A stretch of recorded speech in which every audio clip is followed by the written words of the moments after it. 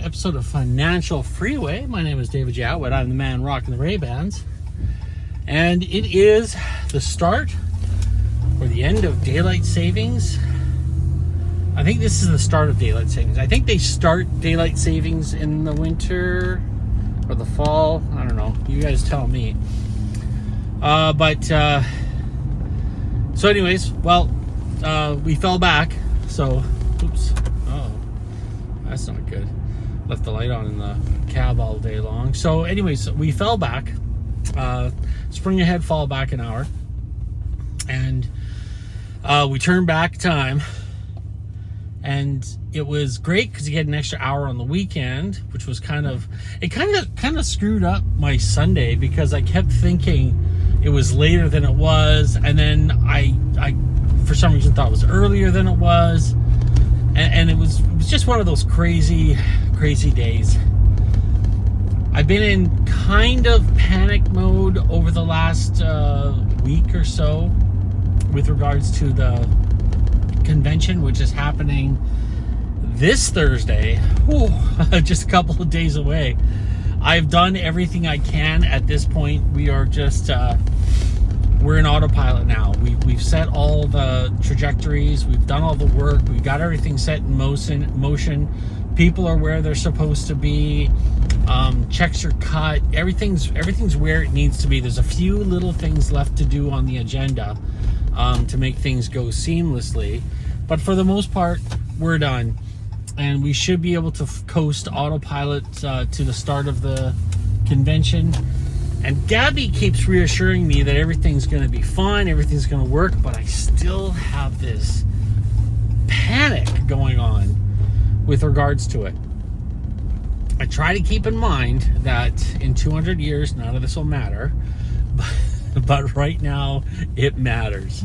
So I'm trying to make sure that we have the best convention possible for Victoria, and hosting the PCAM, the Pacific Coast Association of Magicians, is a big deal, and I'm looking forward, definitely looking forward to seeing some people I haven't seen in a long time.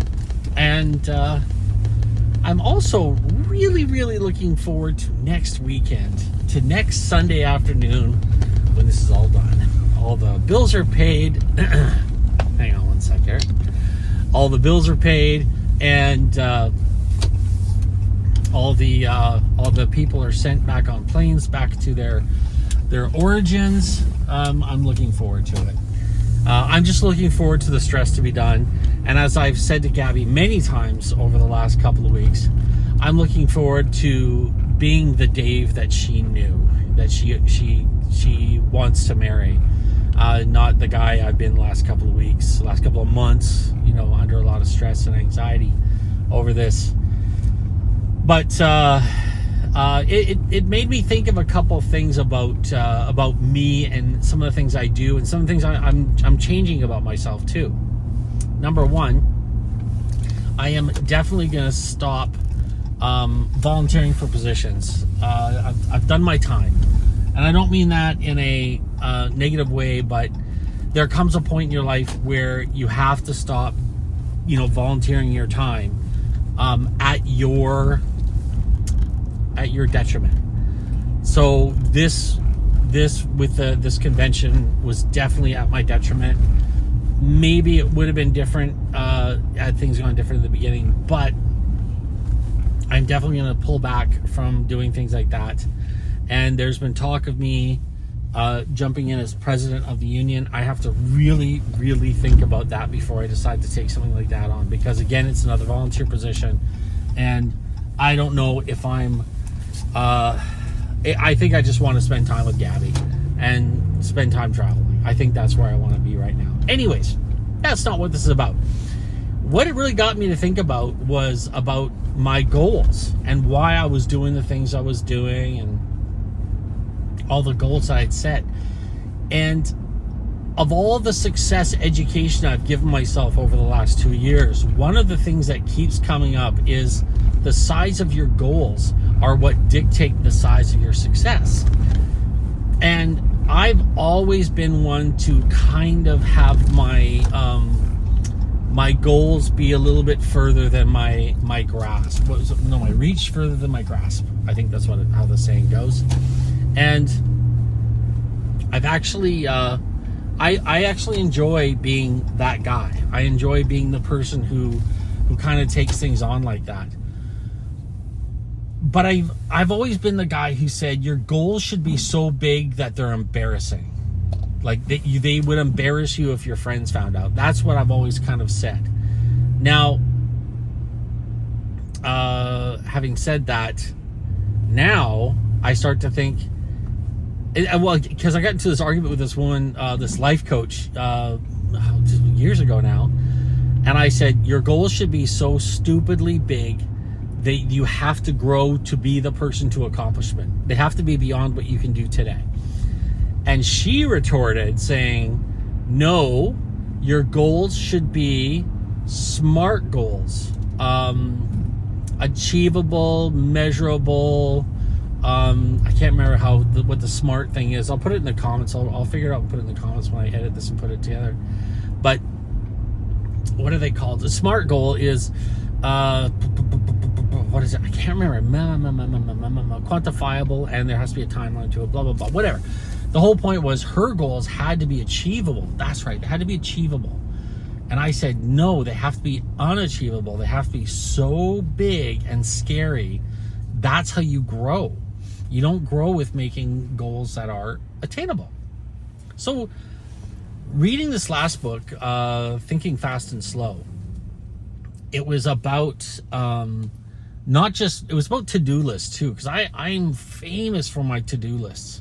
I sit down at the beginning of my day, no matter if it's a day off, if it's the weekend, or if it's a work day, I will sit at my desk and I will punch out a to-do list. And the reason I do that is because I don't want to be distracted. I want to be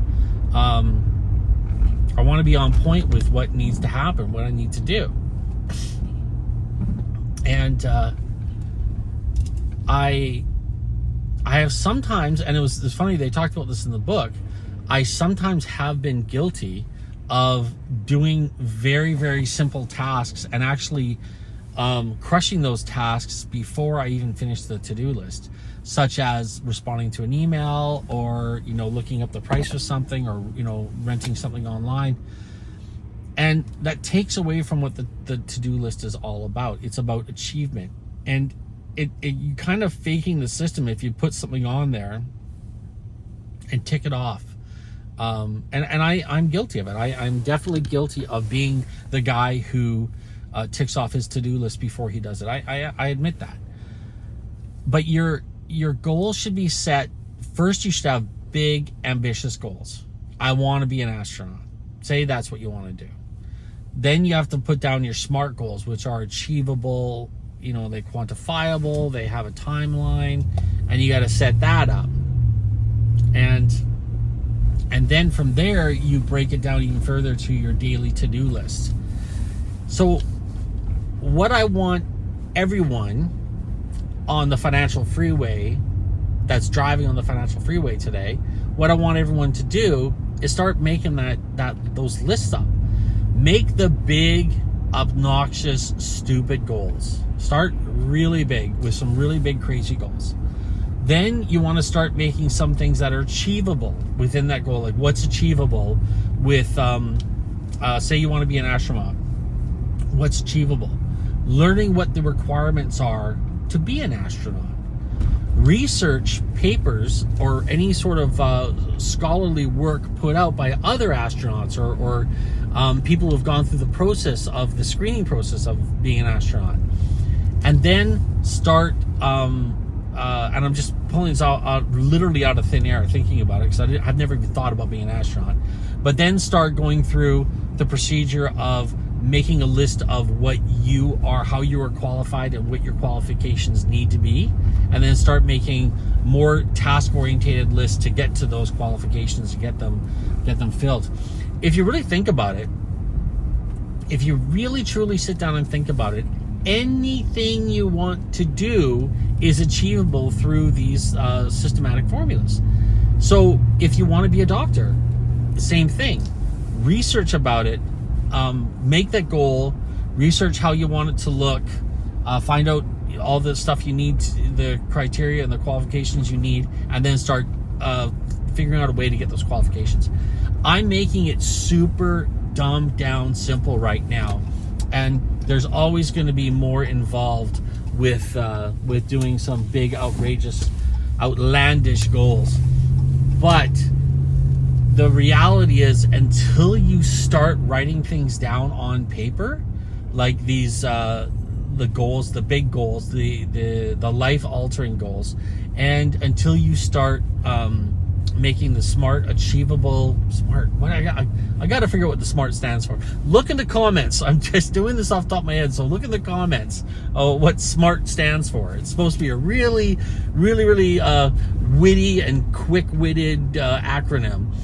But you got to make the SMART goals, and then you got to start breaking down your task list, your to-do list. That is very achievable, and in the time frame of daily or weekly or whatever the case may be. So start putting all that together for yourself. Okay, I'm just gonna go now because these people are going weirdly slow. Oh, wet leaves, not going anywhere. Ah, there we go. You get out of my way, crazy people. So but the thing is, this is the problem, and I think this is the real crux of it all. You can't go anywhere if you don't point your ship in a direction. And I know I've talked about it before, and this is a whole other topic, really, but any direction is a good direction if you don't have any direction, if that makes sense. If you don't know where you're going, pick a point and head towards it. You can always course correct later. But by doing that, you can start breaking things down to learn more about where you want to go and about the qualifications and what you need to get there. Yeah, it kind of works with everything. You want a family, you want to drive a Lamborghini, it all really stems from the same thing. Everyone thinks that money is what's needed to get things going. No, you know what needs to go is this. You need to know where you're going. You need to pick a point, pick a star to point your ship towards and start moving in that direction. Anyways, folks, thanks so much for listening. Really appreciate you stopping by. Make sure you hit the thumbs up if you like what you're listening to. And always, as I always say, check out financialfreeway23.ca. That's where all the good stuff is. We've been taking a break from jumping stuff onto the website because of the convention's been taking up a lot of my time. But that's all going to end after this week, which I'm very, very excited about. And make sure, as I always say, spread the word, spread the good word, spread the gospel that we teach here on Financial Freeway. Because we want the world to know, and we don't even care. We don't care if you want to take credit for it, for the information that we are learning and putting out there. Our goal here, our mission, is to make sure that everyone understands that they have an inalienable right to live a life of success and abundance wherever you are in this beautiful, gorgeous world this evening. God bless.